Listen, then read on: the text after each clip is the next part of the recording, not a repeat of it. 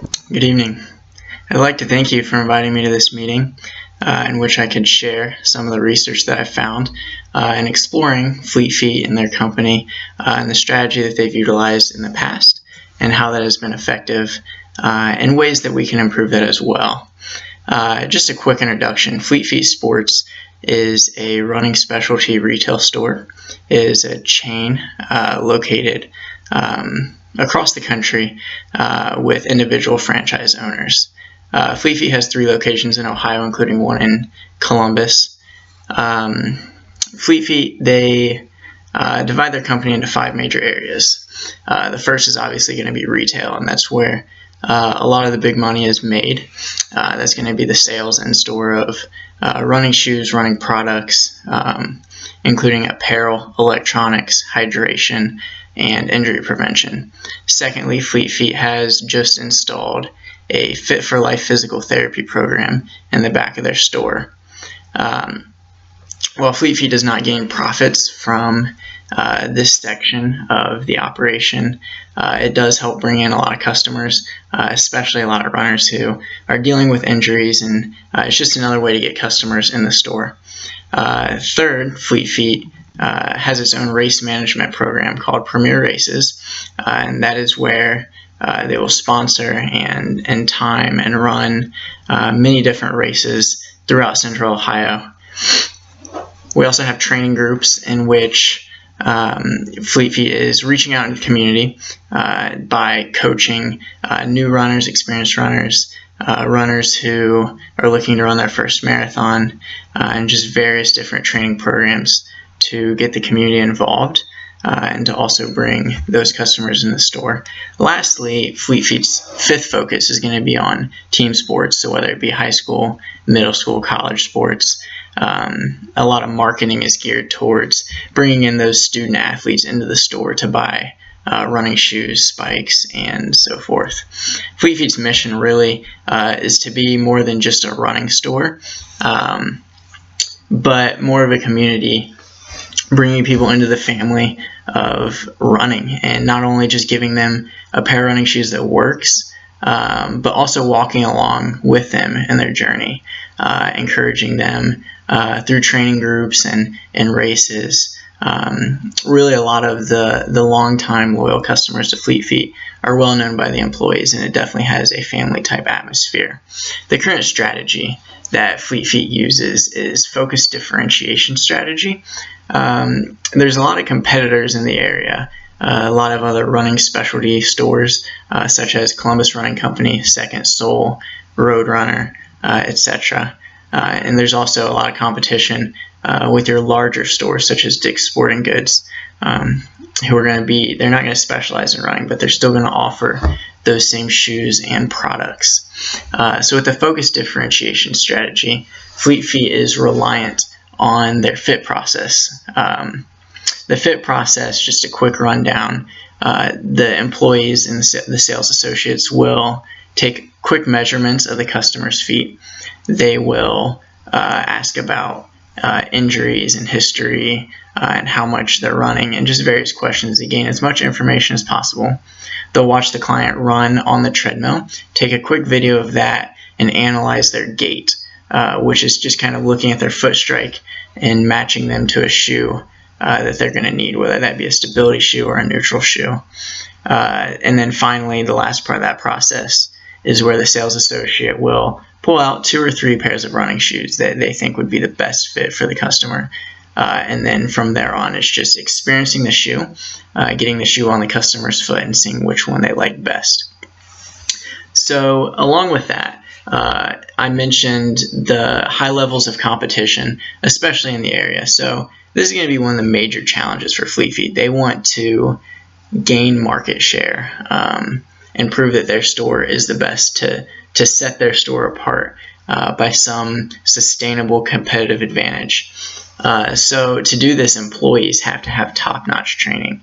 That's where they've kind of relied on in the past, is their employees' training.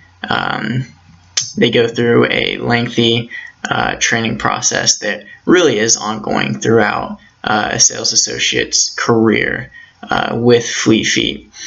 So So in order to just kind of sustain this competitive advantage, the employees have to be top-notch as far as knowledge goes with running injuries and with the latest running shoes and technologies, and also in matching customers to the proper shoes, so that they're not getting hurt, but rather that they're helping customers along in their running.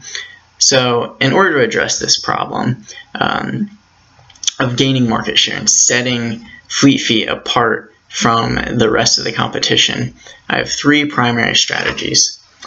The first strategy is going to be a discount strategy where all first-time customers are given a discount on a pair of running shoes. So to go along with this, I'm going to be recommending a 20% discount. That's the amount that we give to high school student athletes.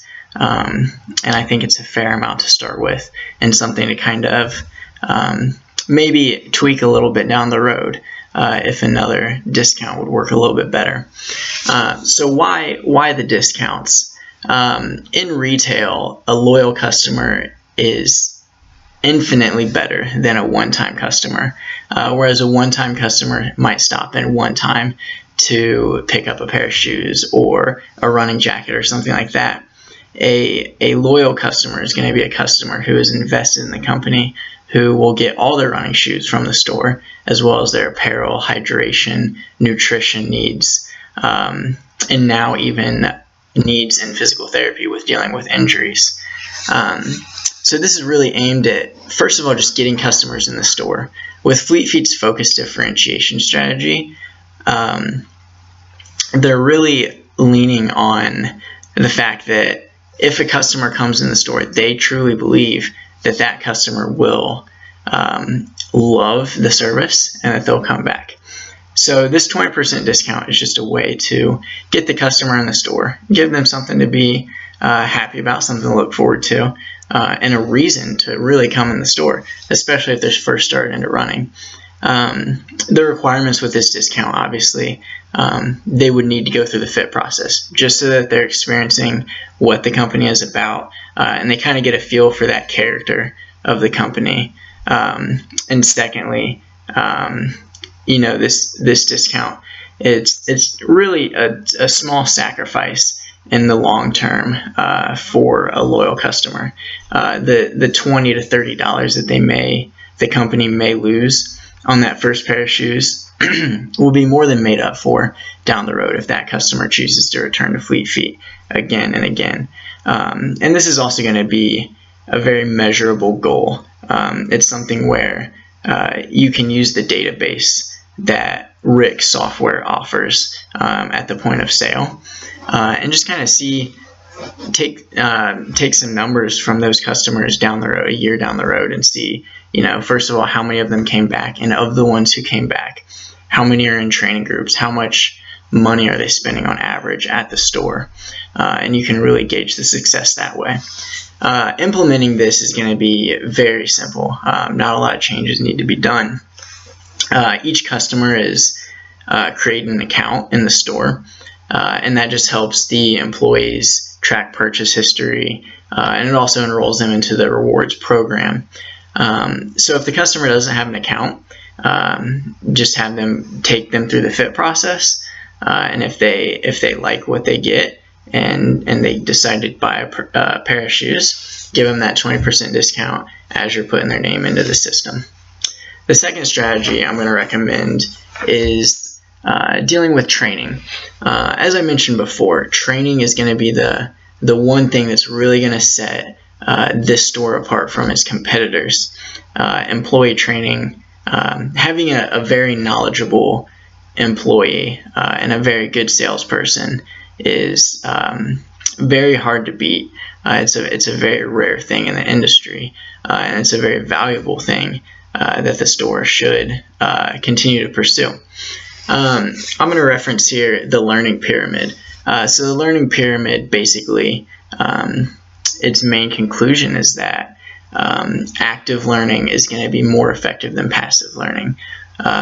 So, for instance, a student or someone learning a task is going to retain more knowledge if they're involved in the process of learning than if they're just listening to a lecture or watching a video, and things like that. So the current training system, and this is in my report, it involves so each new employee gets a binder. It's got 2 weeks of schedule, and in that schedule each day, the employee is trying new things and learning about a different topic. So my recommendation is that the new employees will actually train the newest employees. So an employee that was there for 3 months will be one of the employees primarily responsible for training the newest employee. This might sound scary at first, but it is an incentive for the new employee to learn the stuff as fast as they can. And it's also a way for them to gain confidence and retain their own knowledge by teaching this and passing it forward. In addition, this is going to take a heavy burden off of the manager. Each store only has one manager that's in charge of training, and those managers also happen to be the most busy people at the store. So it just kind of gives them one less thing to do. It kind of spreads it out a little bit. But to ensure that this training is consistent and that the newest employees aren't coming in and getting bad training, we're going to have each of the full-time workers, the most experienced workers, they're going to be specializing, as you will, in one topic, and they will be helping the new employee who is teaching the subject. They will be helping them along with that and teaching the brand new employee that just came in. In implementing this, you're still going to use the same schedule. It's just going to be a matter of taking that burden off of the manager, dispersing it among the employees in the store, and helping them to participate in this training. It's going to boost employee morale. It's going to give people more responsibilities, and that's been shown to just kind of give an incentive and help people enjoy their jobs and like what they do. The third and final strategy that I'm going to present tonight involves shoe buying. So inventory is a very big issue. We never know how many shoes we're going to sell, what shoes we're going to sell, what brands, and it's hard to predict that. And it's a very crucial thing to get right as we're ordering shoes. Our futures orders are ordered months in advance. So our shoe buyer may buy a large bulk order of Nike shoes in January and not have those get in until July. In the futures, orders are going to be cheaper than the fill orders, which are the quick fill-in orders of the gaps in inventory. So getting this right helps the firm become way more efficient, and it's gonna increase the bottom line, as we won't be wasting money by selling clearance shoes. Once a shoe updates, which is at least once a year, the older models are going to go out on the clearance, and they're going to be sold for 50% of the price. So avoiding that as much as possible will help us optimize profit. The implementation of this is going to require a lot of utilizing the customer databases and the customer accounts, seeing what they've ordered in the past.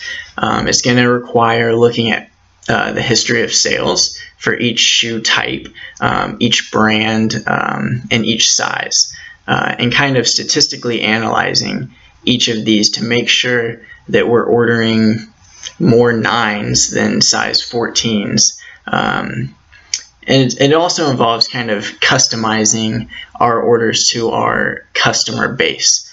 So for instance, if we have one loyal customer who wears a size 14 wide of a Brooks shoe, then we want to make sure that we always have that shoe in stock, so that we're catering to his needs. I believe that with the implementation of these 3 strategies, you're going to increase customer loyalty. So you're not only going to get customers in the door, but you're going to keep them coming back. You're also going to create a happier workplace where the employees love what they do, and where they're excelling at knowledge and at selling these things that they just know a lot about. And that's going to be a significant competitive advantage over the rest of the industry. And sustaining that is the main goal here. And I believe that if you adopt these 3 strategies, that your company is going to improve. We saw a 5% increase in profit from last year to this year. And I believe that with these strategies, you're going to see a bigger boost even than that. Thank you for your time tonight.